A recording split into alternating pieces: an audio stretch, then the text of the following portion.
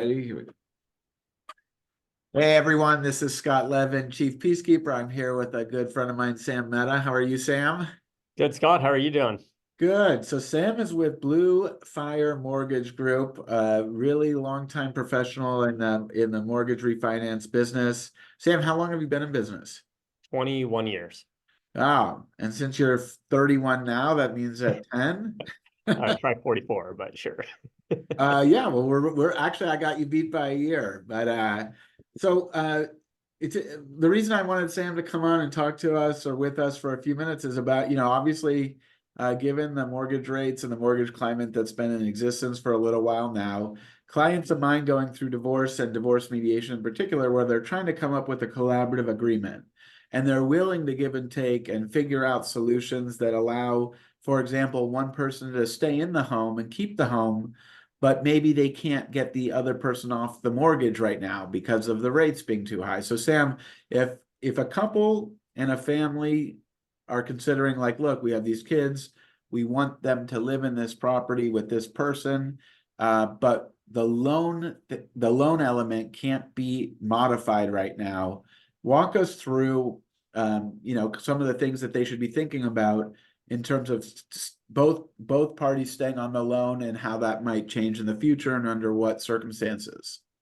Sure. So that's a frequently asked question that we get where borrowers are separating or are in the process of separating, and they refinance during the ultra low rate environment of COVID. So they might have a mortgage that's somewhere between 2 and 3%, and mortgage rates are much higher now. So where their goal is to basically figure out if they can keep their mortgage, keep the low rate, and stay the path with both being on the loan and title, or one party being taken off the loan. And technically, it can't really be done because mortgage loans are not assumable by nature.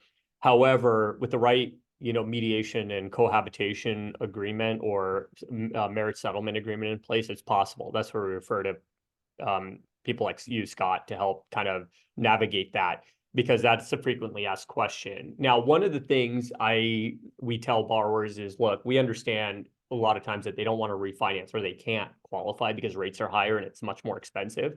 So a lot of times we tell them to, refinance or stay the path where they're at, get through their settlement, and then revisit it in 6 months to a year after the settlement's over. That way they have a little bit of breathing room and some time to figure it out. It still keeps even with the settlement agreement in place, and after everything is said and done, it still keeps the divorced couple kind of joint at the hip, financially speaking. So ultimately, it's not sustainable in the long run, but it might help them to bridge the gap by buying some time and kicking the can down the road on it. So one of the things that we talk about when one person who's not going to like kind of be in the house or part owner of the house anymore, but they're on the loan, obviously their credit is tied to those payments.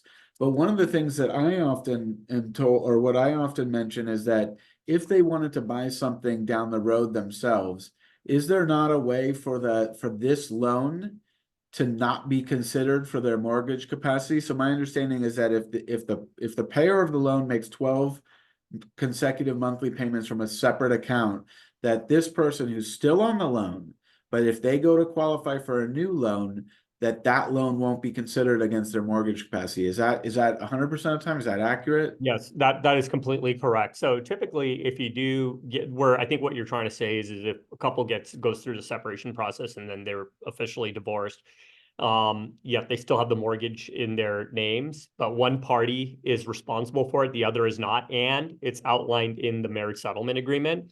Typically, a 12-month history showing that the spouse that kept the house has been making the payments is usually sufficient. Now, there is a possibility that they might reduce that to 6 months in the future, but that's not really been solidified. So we tell all borrowers that just be prepared to show a 12-month pay history. So the downside with that, where the departing spouse who's leaving to start, like who's leaving the property, or signing off on the property to the spouse, the ex-spouse, that person is handicapped because they have to wait 12 months. before they can qualify for a mortgage, which means they have to rent and do that whole thing until they're closer to that 12-month watermark where their ex-spouse has made those payments consistently. When So did that's the that, only like drawback that we so see. what if a couple's been like separated since like 2019 and they've kind of been already or maybe that's too long. That doesn't always happen, but like 2022. So it's like almost 3 years, right? Or going on 3 years. Party A is living in the house, they're paying all the payments, party B has been out, they're renting or whatever. Is that, and let's say this person, the payer, has been paying those payments, does that mean the 12 months has started back then? If they've been doing it from a 12-month, if they've been doing it from a separate account already?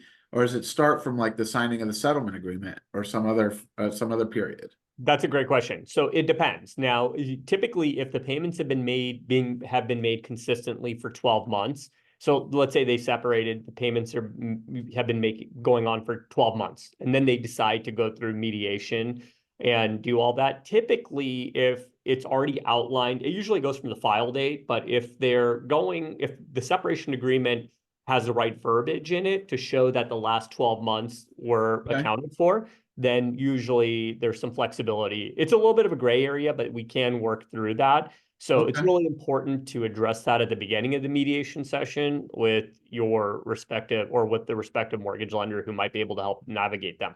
But I've seen it go both ways, but it really falls back on the verbiage of the settlement agreement and the actual circumstances of when the file date was. So So there's obviously technically more it could to it be and it changes constantly. it could be possible that if the verbiage in the settlement agreement referenced that the parties had agreed that that 12 months started sometime in the past, what if could that override the fact that those 12 months were not from a separate account? Or do you need both? Like if they still were paying the payments from a joint account, but they had agreed that the money funding that joint account was really from the person who was living there, can that be kind of I think it can be as long as budgetable? if it shows that who's accountable, but they have a shared bank account, and then if the assets were split in that account and party A had enough, to cover the payments and their expenses, and then party B had their separate, then that's fine. It just has to be really detailed in the settlement agreement, but yeah, it can be done that way. Typically, what we usually see is one party moves in a situation like this. What's a little bit more common is one party moves out and then they're just kind of making the payments and then keeping some cash in the joint bank account so the ex-spouse can pay, their bills, joint bills, like the utilities and other expenses and credit cards just to kind Oh, of get okay. by. So that's typically what I'm used to seeing. But the bank account, to my knowledge, hasn't really surfaced. But once again, I think if it's buttoned up correctly in the settlement agreement, then your mortgage lender should be able to play well with given Okay. the circumstances. So lots of issues going on with mortgages and refis and also coming out of maybe even coming out of a sale, and like what should you think about in terms of getting your next mortgage. Is there one piece of advice that obviously most of the people watching this and that are following me are kind of plugged into the divorce process or entering it or maybe in the middle of it? Is there one overriding kind of challenge that you find the people calling you are in, and how they could avoid those things? Is there kind of one piece of advice you could leave people with? I think the key thing is we are huge proponents of mediation. So as long as if it's cordial enough, we always recommend that they talk to a mediator first and, determine what is doable and what isn't. That's usually the first, order, like the first precedent that we always kind of push towards. Now, that being said, not all mediators are created equal. So, for example, some understand the importance of getting the real estate piece settled between the two spouses. And then maybe there's further negotiations between retirement accounts or other financial assets, and they're not sure. That's okay. But as long as the mediator is savvy enough to figure out the real estate piece, that's usually the biggest financial entanglement between both parties. So we always say start from there first, as long as there's like a house in the mix. Now, if they don't own a house, I don't think it matters as much in the sense that their financial footprint is probably much simpler. So where this like webinar or this discussion really comes in, where it becomes really pivotal is when there is real estate owned.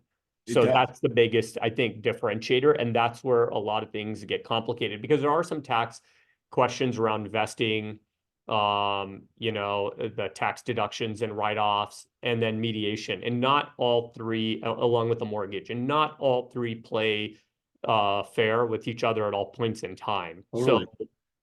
just having the right parties to kind of help navigate through is really key, especially. I agree with you. I agree with you. And when people want to talk about, that are working with me, issues beyond the house, we always have to get the house figured out first, but everything else comes from the house, especially if there's equity or significant equity, right? Because all the other things are like, trade-offs but like, does one of you want to own the house? Does the other? Is there going to be a sale? Is there going to be co-ownership? Like that has to be addressed, and then the other pieces kind of fall into place. Sam has helped so many people that are so many of my clients and network in and out of the divorce world. I can't tell you. I'm certainly not the biggest referrer to Sam, but I mean he's batting 1,000% in responsiveness, education, willingness to share knowledge, time, responsiveness. I mean, everything that you would want in someone in his position when you need answers, he is literally delivered to anyone that I've ever referred. I encourage you to reach out to him. Sam, I'm going to put in your information. Is there like one place that do you want people to go online? How can they easily reach out? No, they can check out, they can reach out on our website at bluefiremortgage.com. We're on Instagram at bluefiremortgage. You can also email me at sam@bluefiremortgage if you have any questions. And known as the best email newsletter in the game, I think, too.